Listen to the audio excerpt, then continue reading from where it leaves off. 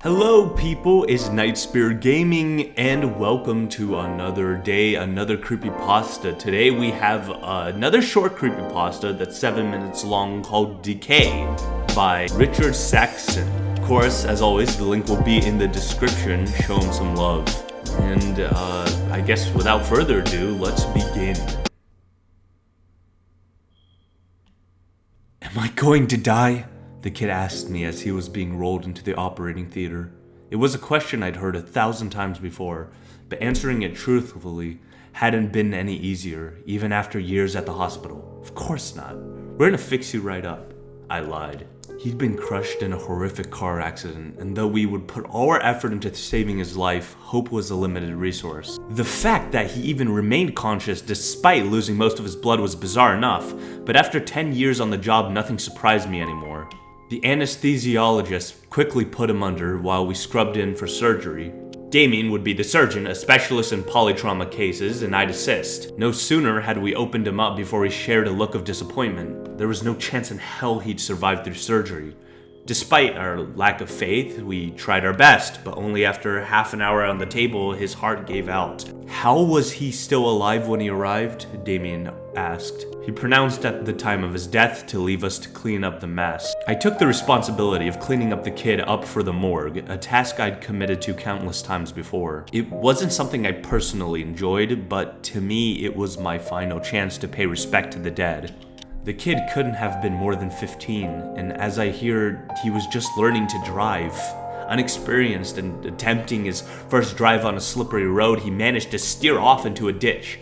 His father died on impact, but he himself lived long enough to face surgery. As I put the needle in his open abdomen, his body twitched for a moment. I retracted the needle in surprise, wondering what had caused the post-mortem spasm. Then the boy suddenly gasped for air as his eyes shut open. He let out the most violent scream imaginable as he suddenly returned to life. "Help me!" he begged with a guttural voice as I stumbled back in panic and I slipped on the floor. I called for help and the rest of the team came running into the operating theater, each panicking as they witnessed the dead boy scream on the operating table. His spine was fractured, so though he yelled in agony, he could do nothing to move. The anesthesiologist quickly attempted to sedate him while he checked his vitals. Despite all evidence pointing to the contrary, his heart had not started beating again.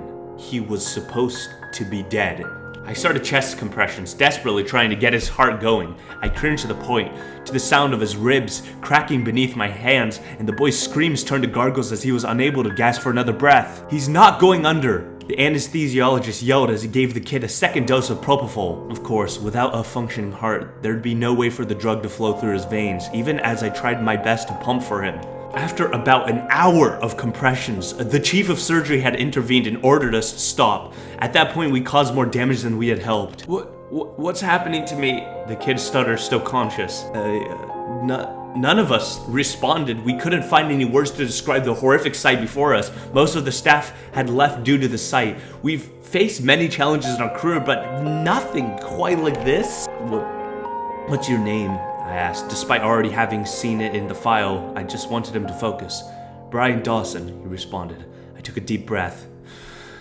"Doing my best to keep my composure." "You were in an accident, Brian," I told him. His eyes darted frantically across the room as he started to realize where he was. He tried to lift his neck, but due to the spinal fracture, he was completely paralyzed. "I can't move. I can't move," he cried. I walked closer, standing directly above him. "Brian, your heart isn't beating," I said. The chief of surgery, George, grabbed me by my shoulder and whispered into my ear, "We need to isolate the OR. Whatever is happening here is beyond us, and it could be contagious," George said. He rushed into the preparation room and picked up the phone. Through the glass door, I couldn't hear what he said, but I assumed he was calling security to shut down the ward. What about my father?" Brian asked, trying to hold back tears. I was taken aback by his question. I just told him his heart was destroyed and that he was essentially dead, yet his first concern was regarding his father. "I'm sorry, Brian. He died on impact." He sobbed quietly. "So, what's going to happen to me? I'm going to die, aren't I?" he asked. I didn't know what to say. I'd never been in any similar situation, so I just gave the only answer I thought might be of some comfort. "You're not alone. I'm staying here until the end. George had been quick to shut down the operating theater, and the Center for Disease Control had long since been alerted to our situation. We had nothing to do but to wait and pray to any god that Brian wasn't contagious. I had already been exposed, so I examined Brian, checking for any chance of improving the situation. "Can you feel this?" I asked as I checked all his limbs. "Not a thing," he responded, "but it hurts so much on the inside." "Where exactly does it hurt?" I asked. "Everywhere. Please do something," he begged. I gave Brian a dose of fentanyl, but without a heartbeat to move the drug around, I had little hope it would take any effect at all. To keep him distracted from the pain, I asked mundane things about life, what his hobbies were, family stuff.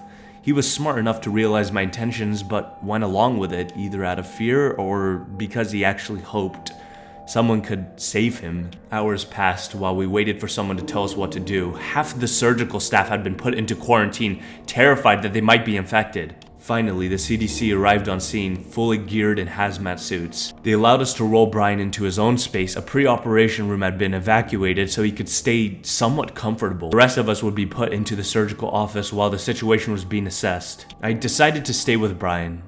No one should have to suffer alone, especially with the CDC agents probing him with all sorts of needles, enthusiastically just taking samples. The only reason they allowed me to stay was because I kept him relatively calm. We talked throughout the night, and after the procedures were finished, I couldn't sleep, and I doubt Brian was physically capable of it. "My eyes feel a bit weird," he said. "Do they hurt?" "No, the edges are just kind of blurry.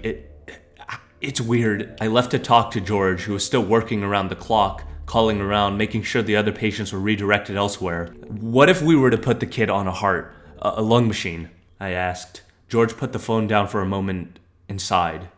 "Then what? He would have no functioning liver, his aorta is cut into pieces, and his intestines shredded. Even if we got him a new heart, he'd never survive," George responded. Just keep him in company while you can." I knew he was right, but some of my professional knowledge was put aside due to the insane nature of the situation.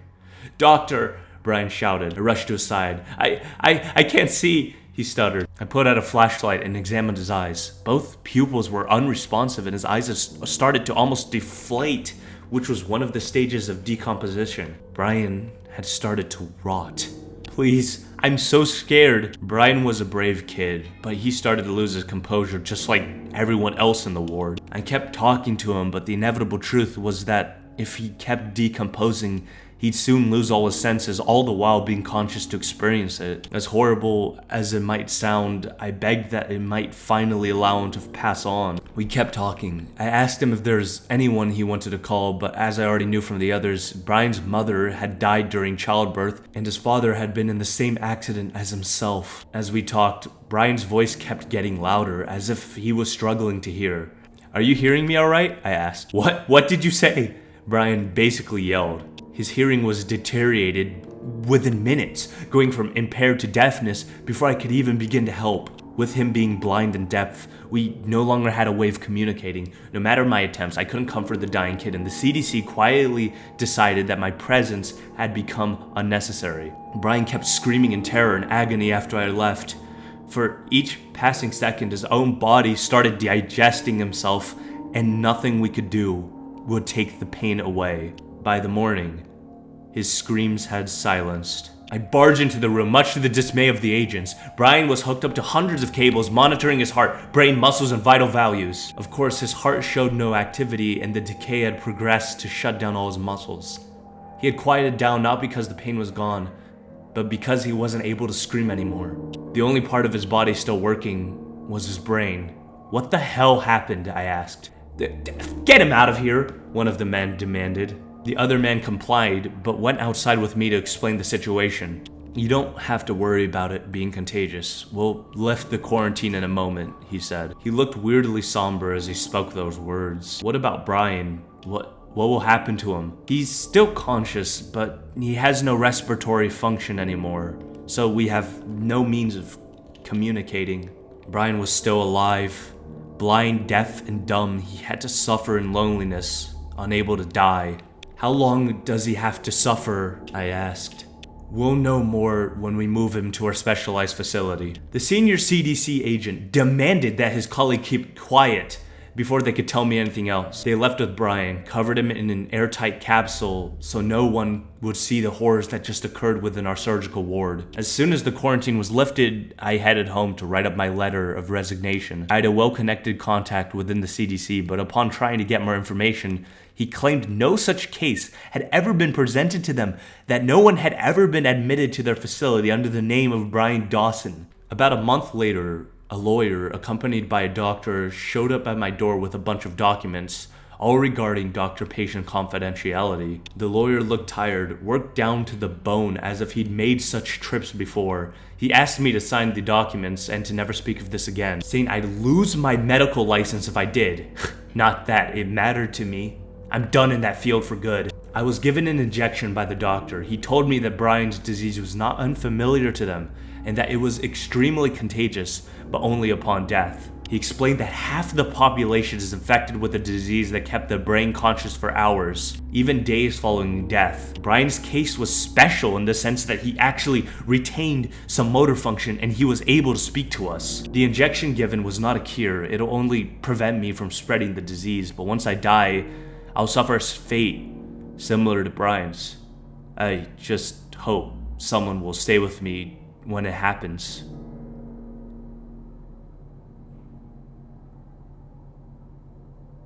Wow.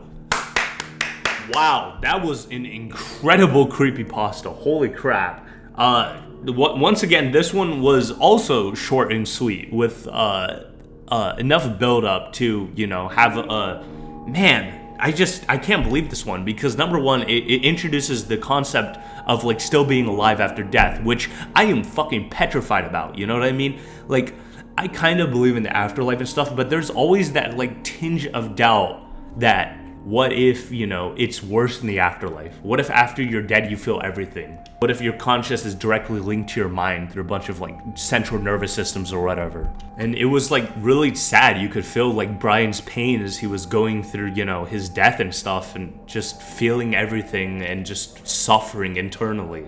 But man, that twist, like when you figured out that it was like a disease and it was contagious and that there was no way of curing it and that the main person has no choice but to like collect his thoughts and just be ready for the inevitable, just like Brian's death. That was just, wow, that was literally so powerful.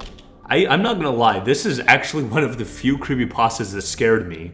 And I do have to say something about the no sleep things back, the episode before. I don't even know what the hell I was talking about. Oh, don't make long creepypasta stories that don't build up to what? What am I even talking about? No, I meant like really long creepypastas and the ones I've listened to that are mediocre, that specifically don't have like, there's almost no feeling to build up, at all. And a lot of them start with like, oh, it was like a sunny day and everything was normal. And this can be done well as long as you have like some subtle foreshadowing like built up in the front. Like giving the reader, oh, like, why is this? Like, oh, I have the indication that something is going wrong. Just a few of these creepypastas I listened to just dragged on and on and on. There was no build up to anything, and then just all of a sudden, boom, like with 5 minutes or something, it just sounded painfully amateur. It would just drone on and on and on. There would, be no build up to anything. Just remember that when you build a long story, just have it centralized around the horror itself. That's it. It doesn't matter how long it'll be. I can't believe I said that because I loved Borrasca, and Borrasca is very slow, but it had enough build up to, have you understand and care about the characters in the depth, and it was very well written. Anyways, man, this creepypasta was really, really good. I was very pleasantly surprised. That's all I have for now. Like I said, link down in description. Click it, show them some love. All right, NightSphereGaming signing out.